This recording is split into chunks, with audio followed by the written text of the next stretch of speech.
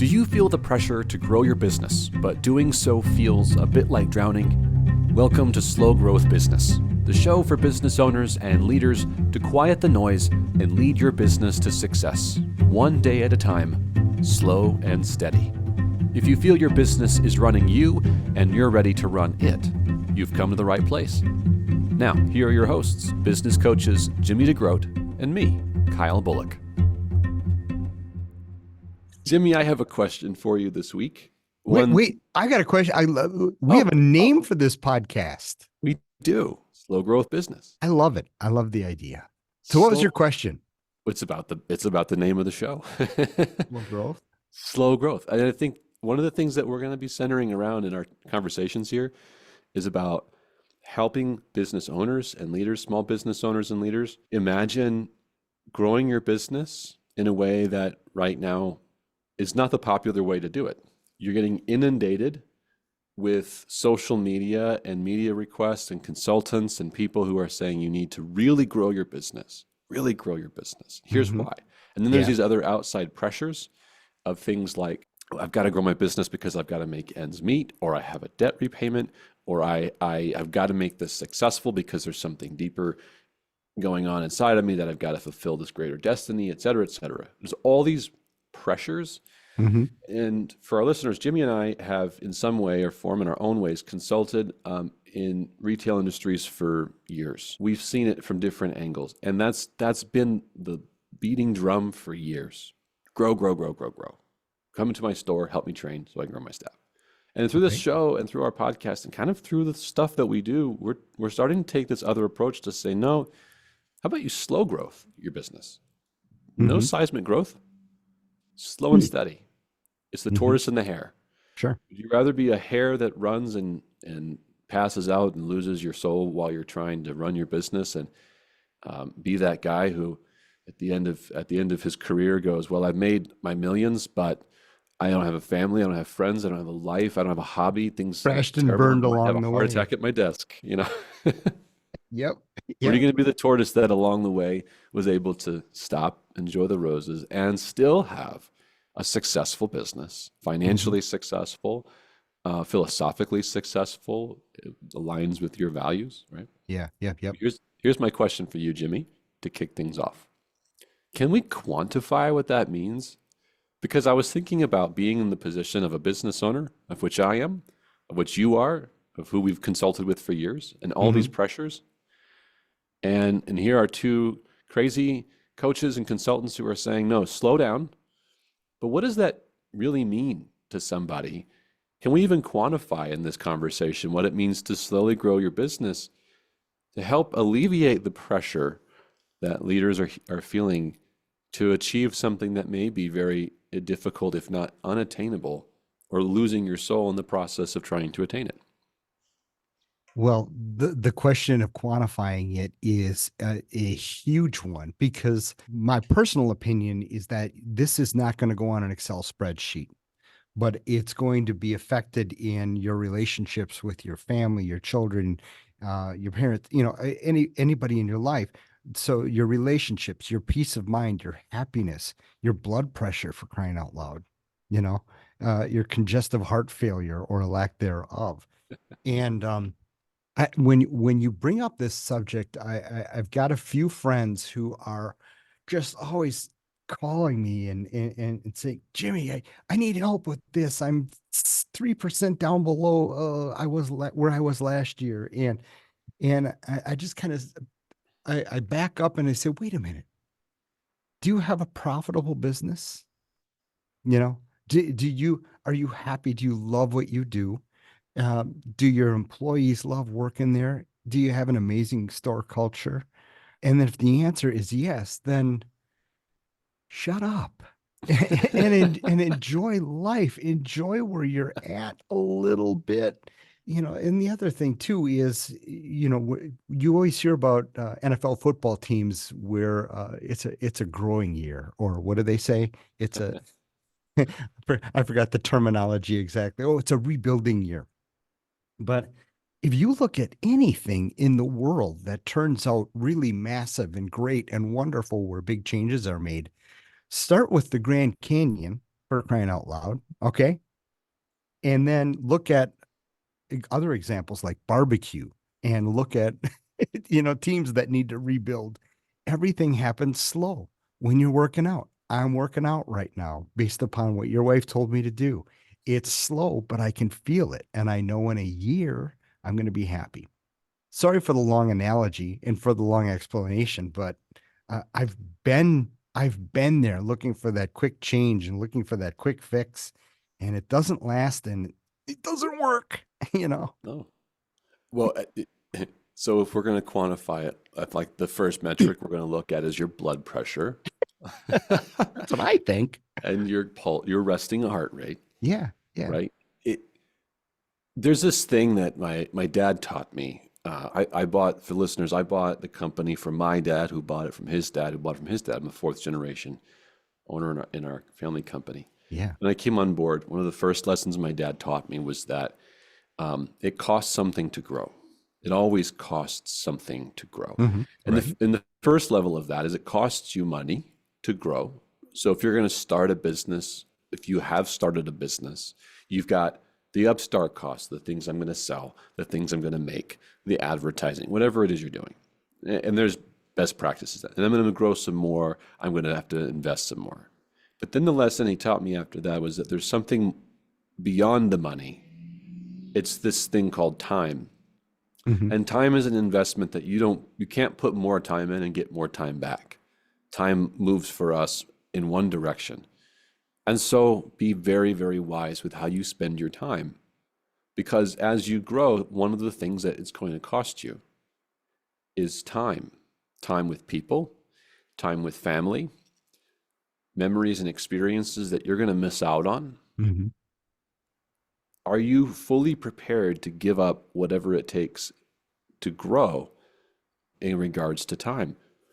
And it took me years to really understand that lesson until I was reflecting. In the last episode, we were talking about an experience that I had that cost a really tough experience, frustrating sales experience that cost me time. And I missed an entire Christmas Hmm. at that time. I had little kids at that time, and I missed this entire Christmas of watching them enjoy it because I'm sitting on the couch sulking, and I lost it.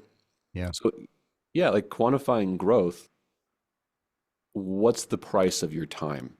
And I don't mean like billable hours. I mean, how much, well, what's the price that you would put on making memories with your family Hmm. or developing a relationship with a significant other? What's the value of that? Hmm. Right. And if the expense is of growing your business is I'm going to miss out on that, the question is that really worth it to you? No. Yeah. It's not, exactly. Right? I hear you. And how many times have we heard, man, I just, if I would go and work at McDonald's, I'd go flip burgers at McDonald's, right? Yeah. If I knew it was going to be like this. Yeah.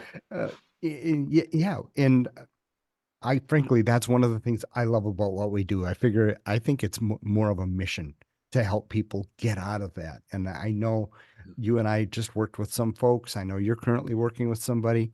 And it's a beautiful thing if we can make people's lives a little bit better. Yeah. Sorry, that was a little ad, I guess. Little ad.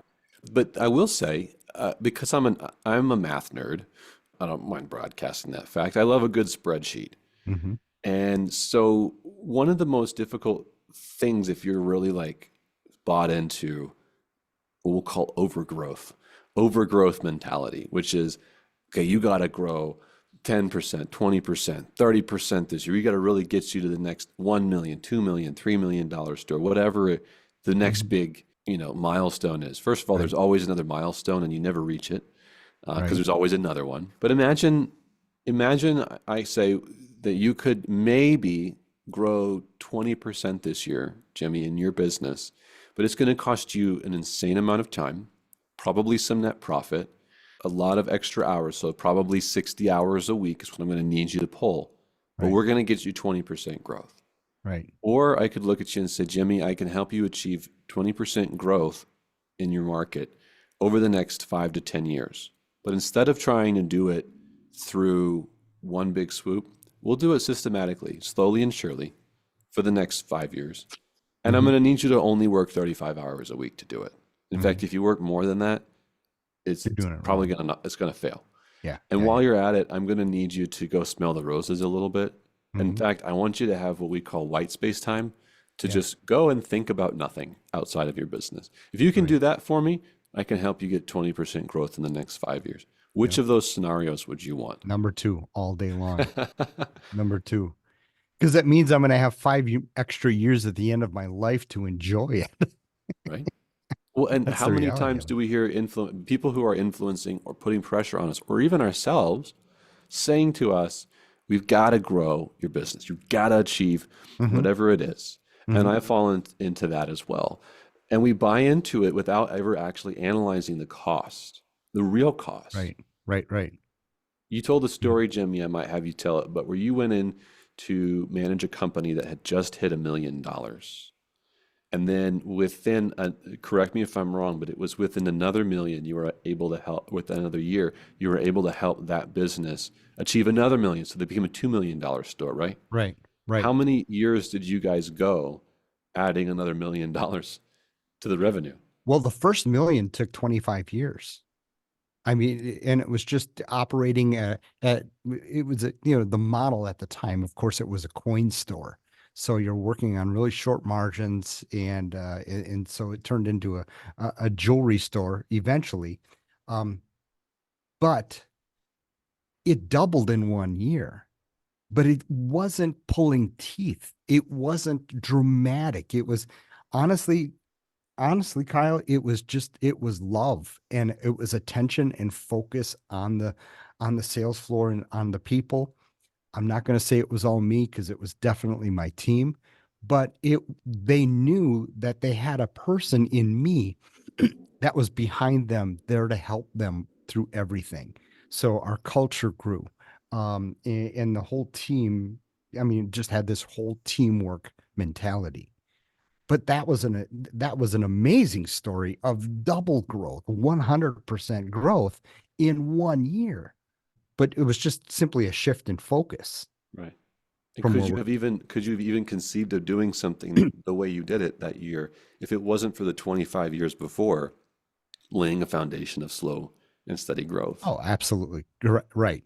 And all of that 25 years before was the way the product was purchased, the low debt that the company had. I mean, it was setting it up for rocket growth because so many things were done right in that long, slow period. Again, math nerd in me tells people a best practice for slow growth is look at inflation and then try to maybe be a little bit better than that. Hmm. Right. So if inflation is 3% in a year, be 4 or 5. Right. And then you're slowly, compounding over the course of 5 years. You're compounding over and over, and suddenly you're 15%, 20% larger than you were. Yep. But Yep. I love your story so much because the other way you can look at that is saying, we're going to build a slow and steady foundation. We're going to build like a base camp. Right. We're going to make the culture right, and we're going to make the product right, and we're going to make the reputation right. We're going to earn it, earn it, earn it. And then when we're ready to cash in on doing something, it won't feel like I'm struggling. It No. will feel like I'm ready to thrive. And then when Yep. we do, we're all going to celebrate. How did you celebrate that Well, big we victory? celebrated. We celebrated. We dangled a carrot out there and said everybody goes to Hawaii if we hit this next goal. And so you bet that was a huge motivator. And but the beautiful thing about it, and this is one thing that I've learned from you, is that it was a team effort. There were no islands. That everybody was there for each other. And so you're changing my mind a lot on commission sales, but we'll talk about that in another podcast. Yeah, Uh, we'll I can definitely talk about soapbox. that. But and the other thing too. Okay, so that was company wide, but much like when you're learning a golf swing, and you change one little thing, being there with my team to say, okay, maybe what if we all start maybe asking this question? Or what if we answer the question when everybody leaves, what was the most important thing to them in purchasing a diamond? And so what I'm saying is we were able to make little minute adjustments that helped everybody. and I've always learned this from Brad Houston, is compare to the average. So we looked at our average sale and we looked at everybody else's averages or their metrics. And then in doing that, instead of looking at just sales, top line sales in general, we were able to, or I was able to, as a coach or even as a team, we could go and say, hey, Diane, maybe if you did this, or maybe when you have this situation, bring me in and I'll help you. So there was all this minutia and teamwork and little things, little adjustments along the way that were a lot of fun that made huge differences in the long run. Take an assessment of what is the cost to grow Yeah. before you even answer, like, what's the number I need to hit in order to be a slow growth business, be successful? What's the least I can do? Now think about what does an hour of your life, a day of your life really cost you? And I'm not talking about dollars and cents. I'm talking about value and people and Hmm. life and experience. No matter how what your age is, no matter how many years in business you've been doing this, whether you're starting or you've been in this business for decades, you can always stop and say, what's really important to me? And is what I'm doing to grow costing me what's most important? Right. And Right. then flip that on its head. Sure, we've thrown out some numbers, we've thrown out some scenarios. We work with people one on one to tailor that, but it's always around their values. And I Hmm. think when you center stuff around what's really important and valuable to you, then you're not going to give up the goose, over the golden egg. You know what I mean? Yeah. Yeah, You're going to absolutely. And take what's one thing I think that you and I have discovered, I know a lot of folks have discovered that help people and consult with people, is that a lot of people don't have a good, clear vision of what ultimate success is. What does success look like to you? Is it a bank number? Is it a dollar figure? Is it a volume? Is it a store size wise? Um, I think once you write that down on an actual piece of paper somewhere, physically with your hand, not typing it, but physically writing, what is success? And define, I love what you do, Kyle. How many hours a week do you want to work? How many, how much market share do you want? These answering these questions instead of just top line sales and gotta, because I've seen so many people that run a very high volume business on pathetic margins and lots of stress, you and know? perception is it's all their success is perception. Right. It's like, Yeah. oh, they look like they're successful because they have lots of zeros in revenue. Uh-huh. But well, Yeah. I'll end this with this idea of what is slow growth with a brief story. But I don't want to end it. I know, but that means we'll have to just do an episode two and keep talking, All right. All right. and Good. people will have to subscribe. All right. What's your Um, story? but there's a guy that I met who he had a very interesting business. He sold jumbotrons. I don't Ah, even know how one gets into the business of selling jumbotrons. If someone's in the jumbotron business, I'd love to hear your story. And I got to know him. He was very successful. He did some really big stadiums and stuff. He told me he retired at a very young age in terms of retirement, really. And he told me that he goes, I had a number. And when I hit that number, I did the math and I thought this number in my account would help me make this much money a year because of interest and yada, yada. And that's enough. So he wrote it down. And the day that he hit that number, he called up his accounts. He called up his attorneys and stuff. Said, it's time to sell. And he goes, are you sure? He goes, yep, I'm done. And he sells a business, makes good money on the sale. yeah. And he spends the next few years of his life, and even still, philanthropically giving all of his time away, Yeah.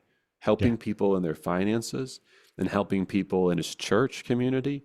He couldn't be happier. And he's Hmm. a very wealthy person. He could have made millions more in his lifetime. But just to your point, when you know it's enough, not what you want, not what you think you want, not what you've been told is enough, but when you know what really is enough because it aligns with what's important to you, then you know when to quit. Mhm. And that is the most freeing thing in the world. It's just so freeing. And we'll talk about that maybe another day. I love it. Now, we're not saying everybody quit what you're doing, but if it aligns with your values and you've accomplished that great feat, maybe find your next great feat, your next idea. So Everyone, love it. enjoy the slow growth of a business. Find out what's enough. Go out there and be awesome. Slow and steady wins the race, right? Amen. Amen. We hope you leave this episode a little better than when you first began. If you'd like more resources to grow your business slow, steady, and consistently, check out our on-demand video catalog at trainretail.com. Or if you have a question or frustration we can help address in your business, write to us about it. We love to help solve big, ugly problems. So hit us up at kyle@trainretail.com or jimmy@trainretail.com. Good luck out there, and we will see you next time.